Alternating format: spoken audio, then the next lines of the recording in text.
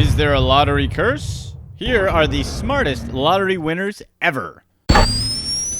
Number 6, Peter Lavery. Can you imagine waking up one day and finding yourself 10 million pounds richer? That's exactly what happened to Peter Lavery back in May of 1998. Lavery is a former bus driver from Belfast, which is in the United Kingdom, by the way. He says he's been lucky his whole life, escaping bombs and avoiding robbery while a bus driver in Belfast. I had no clue that Belfast is that dangerous, but hey, #blessed. At first, he followed the common lottery winner's route. He blew $500,000 on sports cars alone in the first 2 years, and he also bought a huge house with a fancy area in the city. He quit his job within the first 6 months of winning, but now he says he works even harder than before. At first, when he won, he didn't want people to find out that he was a big lottery winner, but his girlfriend at the time let that little secret slip out. After letting the win soak in a bit, Lavery eventually made 2 crucial decisions. First, he was determined to put his money to use how he saw fit. He felt compelled to help people, but only to the people he felt really deserved help.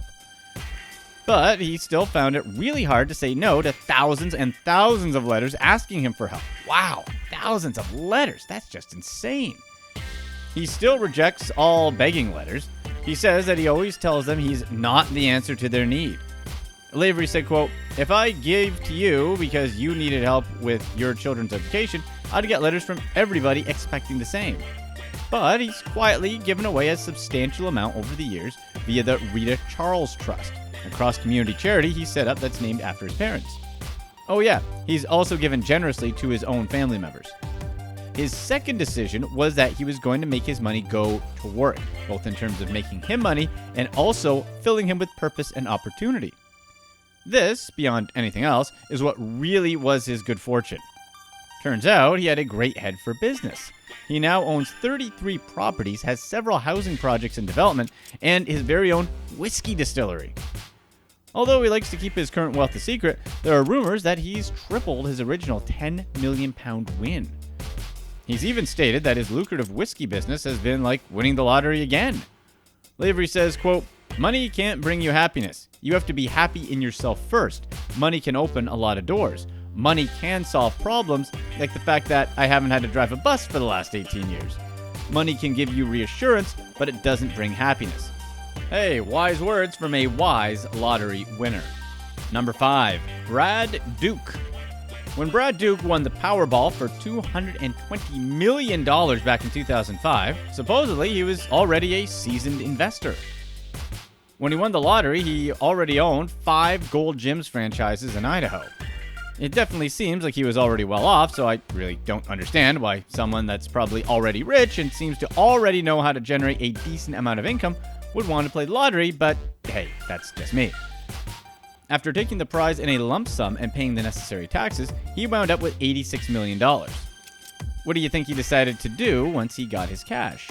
Go on a 1-year vacation? Blow it on a bunch of Lambos and Ferraris? Nah, come on, he's on this list. This man actually kept his job and kept going to work at Gold's Gym as a spin instructor. But he did develop a lofty goal. Check this out. This dude actually wanted to become a billionaire. 86 mil to 1 billion would be quite an accomplishment for anyone.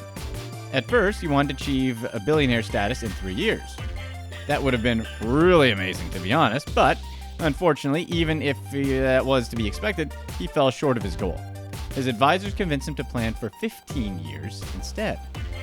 12 years later, he still hasn't achieved his initial goal, but he is rather, quote, content with his net worth and now looks at the billionaire goal as a lifelong journey. Duke said his financial team has accumulated nearly $100 million toward the $1 billion marker. Hey, doubling your net worth is still nothing to sneeze at. The team suffered some setbacks during the housing crash, a time when a considerable amount of their investment money was in real estate and home security. In any case, his billionaire plan is still going full speed even after all these years. Like any good investor, he's diversified his portfolio and spread out his risk. As for the winning part, he claims that he's developed a winning lottery system that's made him win smaller amounts of money. Okay, this guy still sounds like the Vegas tourists I run into who tell me they have a system to beat some game. But it's okay, not everyone's perfect. To this day, he still teaches spinning classes, but it's just for fun. Number 4, Richard Lustig. Richard Lustig came to be famous not only for winning the lottery 7 times, but really for the infamy surrounding his book, Learn How to Increase Your Chances of Winning the Lottery. A lot of social media and press surrounded the book, making it all the way to number 3 on the Amazon best-selling list. Lustig's actual tips don't actually follow any strict mathematical logic, although he stated that luck has nothing to do with his repeated winnings. Yeah, sure. Luck isn't involved. Okay. Anyways, he recommends many, I'll just say, interesting strategies, such as avoiding quick pick lottery cards with pre-selected numbers, buying at least 10 tickets every time you play, and playing in lottery pools. Yep, that's science, folks. His proven system was featured on some prominent news channels such as ABC and Fox. Some skeptical reporters weren't really convinced with his methods and started digging further. Lustig claims that he's won millions over the years due to his techniques, but when he was questioned exactly how much he's won, he avoids a straight answer. It's also unknown how much he's really invested in lottery tickets because, really, have you won anything at all if you've invested everything you've ever won? Yeah, I'm not convinced either. For the record, Paul Dreyer, a mathematician for the Rand Corporation, fully disagrees with the logic of Lustig's method. You know what? Math never lies. So why is Lustig exactly on this list? Well, because for one, we know he's not broke because this man turned his lottery luck into a best-selling book. And he was smart enough to know that his system is a complete joke, so he decided he can sell it to a bunch of people who are gullible enough to believe him. And that, my friends, is a way smarter way than going out and buying a bunch of lottery tickets to rely on for your income. Number 3, Elaine and Derrick Thompson. This British couple won £2 million way back in 1995, and they're still reaping the benefits. At the time of their win, Elaine Thompson was working part-time in a hospital, and Derrick Thompson was working as an accountant.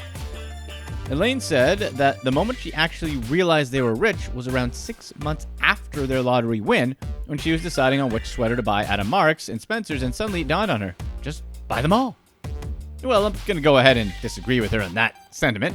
Just because they have £2 million, it doesn't mean they're rich. They're actually just well off. But it's okay. What they did after their win was still quite smart. Now, they actually both quit their jobs. But even though the both of them left their jobs immediately, they still worked. A lot. They first decided to buy a bed and breakfast, but they decided to sell that venture. They then decided to buy their favorite seafront restaurant, which included more than 50 employees, a fish and chip takeaway, and an ice cream parlor. Yeah, you could say they love food, I guess. Then again, who wouldn't want to own their favorite restaurant? Restaurants are hard work to turn a profit, but that's what they did. They ended up putting in 18-hour days and loving it. The couple mostly spent their money investing in the restaurant and also in paying their kids' college tuition. Home for the couple is a 4-bedroom normal house on a normal housing estate. Eventually, Elaine started doing charity work with other lottery winners to help them out with managing their new finances and personal lives.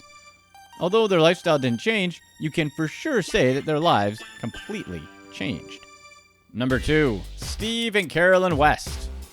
In 2006, Steve and Carolyn West, along with Carolyn's parents, Bob and Frances Cheney, won what was then the largest single-ticket Powerball jackpot in history, $340 million. Both families have bought new houses, some toys, and have traveled to Europe and Hawaii, but they haven't followed in the steps of those cringeworthy stories about lottery winners who declared bankruptcy a few years after their big win. These families have actually, kept their expenses in check. After the big jackpot, the family hired an outside financial advisor who, like any good financial advisor, recommended having a monthly budget. So, what did this guy recommend to make him worth his fee? He first suggested that you should limit the monthly expenses for the family to $300,000 a month. Really? What kind of financial advisor was this guy? Well, in his defense, doing some quick math, that's only $3.6 million a year, and even after 30 years, it's just a little over $100 million spent, which I guess is still really unnecessary. Luckily, the family decided that their financial advisor was a complete idiot and that $100,000 a month was more than enough. Well, since the bar is set pretty low for lottery winners, just not being a complete f*** will land you on my list of smartest lottery winners, so congrats! The family smartly invested the rest and only spend big money on special events, limited vacations, or things that will improve help with everyday lives. Even after the big win, both Steve and Carolyn still work every day. A downfall of being rich, though, a newly acquired stalker. Apparently, the stalker kept calling, saying she was going to commit suicide and she couldn't go on unless they gave money to her. Only one stalker? I'd say that's lucky. They only have one. Number 1. Les Robbins. Back in 1993, middle school teacher Les Robbins won a $111 million Powerball jackpot, a record at the time. Well, he was a middle school teacher. Anyways, he bought the winning ticket in Fond du Lac, Wisconsin's famed Miracle Mile, the strip of grocery and convenience stores that had previously sold a string of big money-winning lottery tickets. With his newfound fortune, he bought 226 acres of land. Nope, not for a huge mansion with a pool and a hot tub, but for a day camp for children. Yep. It's called Camp Winnegator, a local day camp that runs for 4 or 5 weeks every summer, primarily catering to kids from in and around the Fond du Lac area. They try and entice children with the promise of horseback rides, painting classes, and swimming. The camp, even though it's mildly successful, doesn't even have a website or even an official Facebook page, but is known through word of mouth rather than through conventional marketing efforts. The camp combines 2 of Robbins' big loves, Lake Winnebago and the Florida Gators. This day camp tries to make children 6 to 16 disconnect from their electronic devices to just enjoy the great outdoors. The camp is near Robbins' waterfront home and includes riding stables, a gym, a pool, miniature golf course, and enough powered water toys to keep campers afloat on the lake. It's reminiscent of Robin's own childhood in Florida, where Robin went to camp and later became a camp counselor. Robin said he just hated to see kids not doing the kind of things he did growing up, playing soccer, softball, and hanging out. Robbins keeps a low profile by tooling around his property in a 13-year-old Jeep Grand Cherokee. On Friday nights, when weekly camp sessions end, he usually takes a place in the back of the gym watching his kids, their parents, and counselors eat dinner. Robbins' advice for future winners: put a portion of the cash into an irrevocable trust for up to 3 years. Let time tell them when they really want to do with it, he said. With the rest of the money, Robbins has built a family foundation that will support both his family and the day camp when he's no longer there to overlook it. All I can say is, well done. Here's what's next. In 2002, when 19-year-old Michael Carroll won the UK National Lottery, he garnered something of a celebrity status. Carroll won close to £10 million, or just over $14 million US dollars. His antics garnered him nicknames such as the Lotto Lout or the King of Chav.